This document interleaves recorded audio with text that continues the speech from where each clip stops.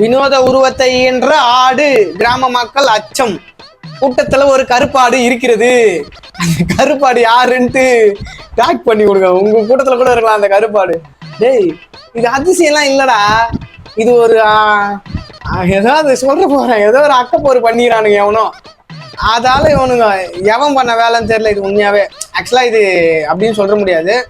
இது நிறைய இப்போ மனிதர்கள் கூட பாத்தீங்கன்னா ஒரு தோற்றம் வந்து மாறி வசதி பிறப்பாங்க இல்லையா, அதே மாதிரி தான் வாயில் அஜ்ஜவங்களுக்கும் அந்த மாதிரி நடக்கும். சரிங்களா?